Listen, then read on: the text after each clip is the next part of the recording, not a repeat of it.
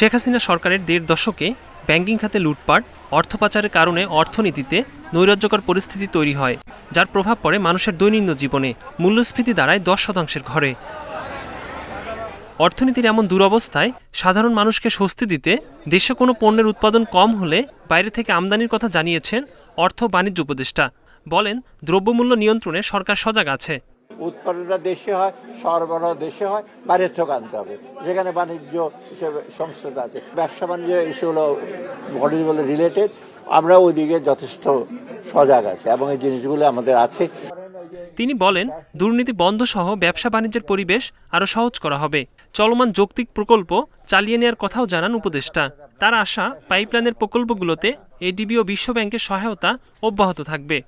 আমাদের উন্নয়ন প্রকল্পগুলো সবগুলো ওয়ার্ল্ড ব্যাংক, এডিপি যেগুলো ছিল সেগুলো যৌক্তিক যেগুলো আছে, এটা কোনো কারণে তো আমরা এখনো বন্ধ করিনি। ওরা বলেছে যে আপনি যদি বলেন আমরা কার্যকর করব। আর ভবিষ্যতে আমাদের পাইপলাইনে বা অন্য প্রজেক্ট যেগুলো আমরা ঠিক করব সেগুলো যেন ওরাও সহায়তা বলছে, আমরা যতটুকু সম্ভব করব। ওরা খুব পজিটিভ। এলডিসি উত্তরণের বিষয়ে সংশ্লিষ্ট সব পক্ষের সঙ্গে আলোচনা করা হবে বলে জানান সালাউদ্দিন আহমেদ। ইকরামুল ইসলাম, ইন্ডিপেন্ডেন্ট নিউজ, ঢাকা। বিদেশি কূটনীতিকদের আমন্ত্রণ জানায় পররাষ্ট্র মন্ত্রণালয়। অংশ নেন ভারত, যুক্তরাষ্ট্র, চীন সহ ৬৭ দেশের মিশন ও সংস্থার প্রধানরা। ব্রিফ করেন অন্তর্বর্তী সরকারের প্রধান উপদেষ্টা ডক্টর মোহাম্মদ ইউনূস। বলেন, গণতন্ত্র প্রতিষ্ঠায় বাংলাদেশের এত শিক্ষার্থীর আত্মত্যাগ নজিরবিহীন। Many such young people, lovely young people. I pay my deep respect and homage. এ সময় আওয়ামী লীগ সরকারের নানা অনিয়ম তুলে ধরেন তিনি। একই সঙ্গে দেশ পরিচালনায় অন্তর্বর্তী সরকারের পক্ষে সমর্থন চান।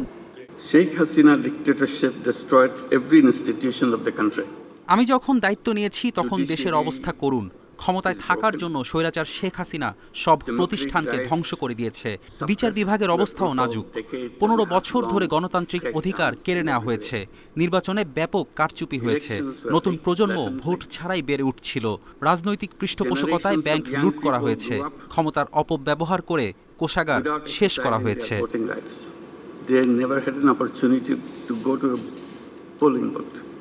পরে সাংবাদিকদের প্রধান উপদেষ্টার প্রেস সচিব জানান, বিদেশি কূটনীতিকদের কাছে অন্তর্বর্তী সরকারের অগ্রাধিকার বিষয়গুলো তুলে ধরা হয়েছে।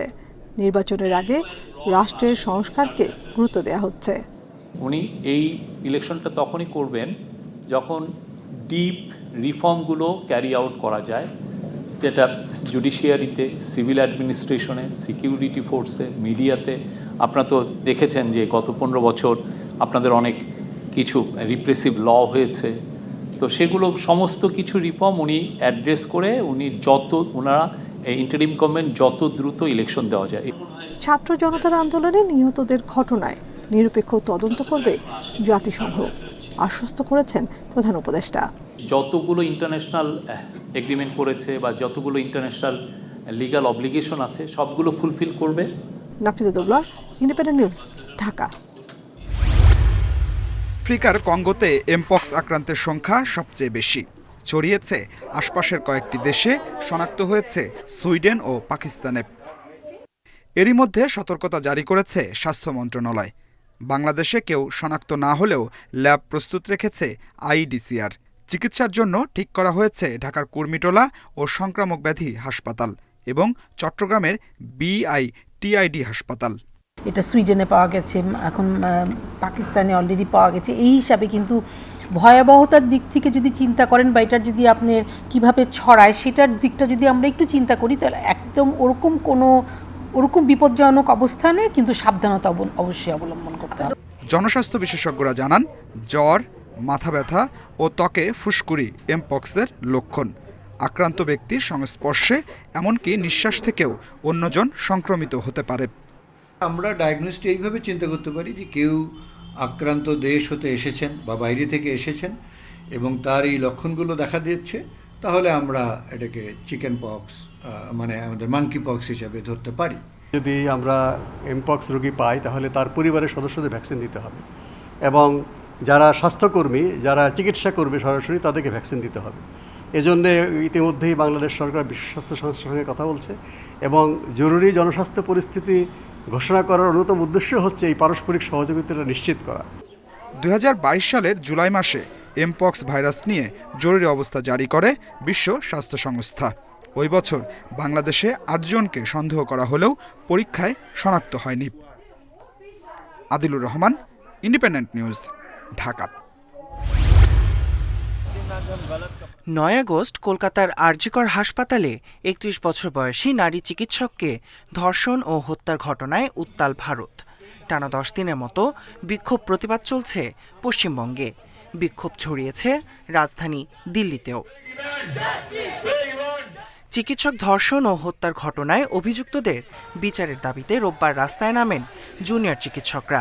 প্রধানমন্ত্রীর হস্তক্ষেপ দাবি করেছেন তারা। বৃষ্টির মধ্যেই তাদের সাথে যোগ দেন স্থানীয়রাও। এতে কলকাতার শ্যামবাজার মোড় অবরুদ্ধ হয়ে পড়ে। এর আগে ইন্ডিয়ান মেডিকেল অ্যাসোসিয়েশন IM এর ডাকা ধর্মঘটে স্থবির হয়ে পড়ে দেশটির স্বাস্থ্য পরিষেবা। ভোগান্তিতে পড়েন 50,000 রোগী। সব লোক আতে হ্যায় দূর দূর সে আলাদা আলাদা জিলে সে। দূর দূরান্ত থেকে আসা রোগীরা ধর্মঘটের কারণে ভোগান্তিতে পড়েছে। চিকিৎসকের সংখ্যা অনেক কম। যারা আছেন তারাও বলছেন অনির্দিষ্টকালের জন্য ধর্মঘট ডাকা হয়েছে। কোই ঠিকানা নেই কব খুলেগা। কলকাতায় নারী চিকিৎসককে ধর্ষণ ও হত্যা মামলার শুনানি হবে সুপ্রিম কোর্টে। চলমান পরিস্থিতির মধ্যেই স্বপ্রণোদিত হয়ে এমন পদক্ষেপ নিয়েছে সর্বোচ্চ আদালত। মঙ্গলবার মামলার শুনানি হবে। এদিকে যে কোনো ধরনের বিশৃঙ্খলা এড়াতে 18 থেকে 24 আগস্ট পর্যন্ত আরজিকর মেডিকেল কলেজ ও এর আশেপাশের কয়েকটি এলাকায় 5 জন বা তার বেশি মানুষের জমায়েত নিষিদ্ধ করেছে Kolkata police. Tahmid Abrar, independent news. ছাত্র জনতার 23 দিনের আন্দোলনে ক্ষমতা ছাড়তে বাধ্য হয় শেখ হাসিনা সরকার।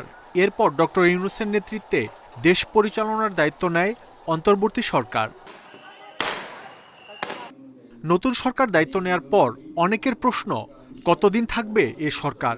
বিএনপি সহ বিভিন্ন রাজনৈতিক দল জানিয়ে দিয়েছে, যতদিন গণতন্ত্রের পক্ষে থাকবে এ সরকার ততদিন সমর্থন দেয়া হবে।